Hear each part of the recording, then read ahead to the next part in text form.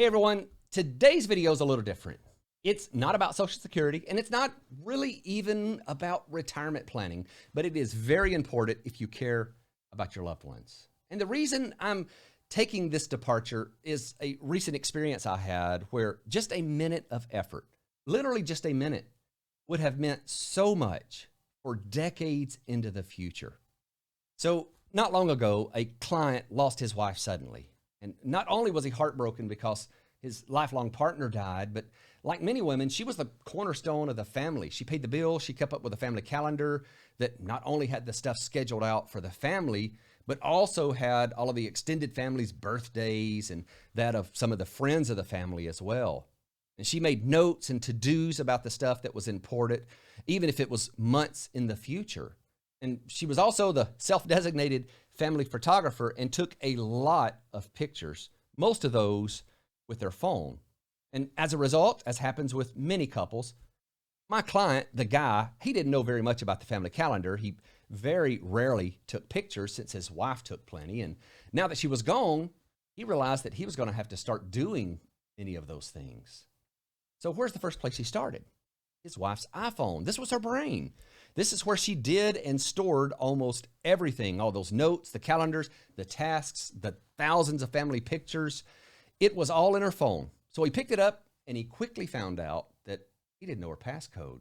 It was one that she had likely set a while back and then just relied on her Face ID to open the phone. And it was never an issue, at least while she was here. But now she's gone. And he tried multiple combinations of passwords until finally the phone locked him out. So he thought he may be able to do a reset and change the passcode. But he quickly found out that the only way to get past a forgotten or unknown passcode on an iPhone is by restoring it, which will delete everything on the phone. So he thought he'd just get in touch with Apple and they'd be able to get him around the password considering the circumstances. He was shocked when he found out that yes, they could in fact help him if he had a court order. Now, he knew from dealing with his parents' estates that not only was a court order very expensive, but it could take months to get it. And ultimately, there was no promise that he could even get that court order. So to this day, he's still waiting on the process. And all of the information that he needs is within that little phone. All the pictures of the kids and grandkids, the calendar with the important dates, the notes that she had made, her contacts. He had all of the information in front of him in that little box. It was there. He just couldn't get to it. And all of that could have been avoided with a simple step. So if you're an iPhone user, stop what you're doing and take 60 seconds to set up a legacy contact. I think Android has a similar process that a quick online search would show you how to set up. But this is going to make someone's life so much easier one day. You know, after talking to this client, I went in to check and make sure that my wife was my legacy contact. And what I found instead is that I'd never set one up. I thought for sure that I'd already done this, but I found out that I actually hadn't. So even if you think you've already set one up, take just a second and check it. Here's how simple it is. You're going to start by opening the Settings app on your phone, and then just tap your name at the top. Then proceed to tap on Password and Security, and once you're in the Password and Security menu, you'll see an option for Legacy Contact. Just tap on that. After that, you can choose to add a legacy contact. In fact, I think you can select up to 5 people from your contacts list. Just make sure that whoever you name is someone that you trust deeply, and I'll talk more about that in just a moment.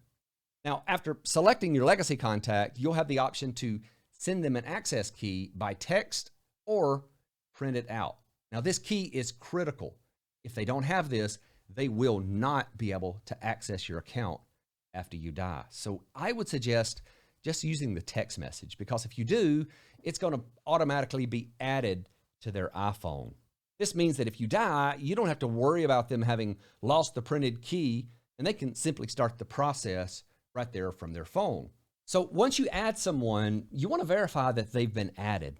I would suggest that you verify it on your phone and also ask them to verify it on their phone to make sure that everything has been done properly. And you can find this by going back to Settings, tap on your name at the top, then tap on Password and Security, And once you're in the password and security menu, just scroll down to the legacy contact and tap that.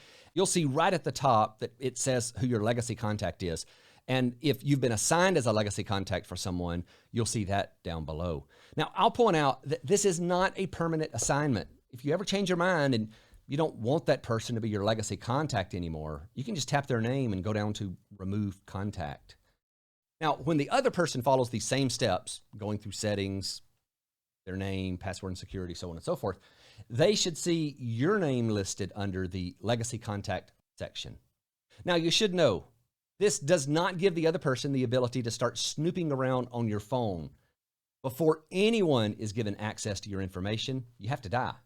And then Apple is going to review the death certificate and the access key before granting access.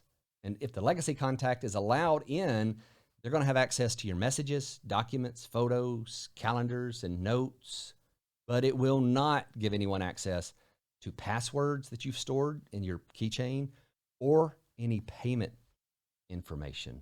So that's an important thing to know if you're thinking that it's going to pass along password information. It's not. So to wrap this up, the story that I shared, I think is a good wake-up call for most of us that our digital devices are a big part of our life. You know, the fabric of all of our lives are made up of our stories and memories. And now a big part of those stories and memories are stored in these little devices that we all carry around in our pockets. And just like that, can be unattainable.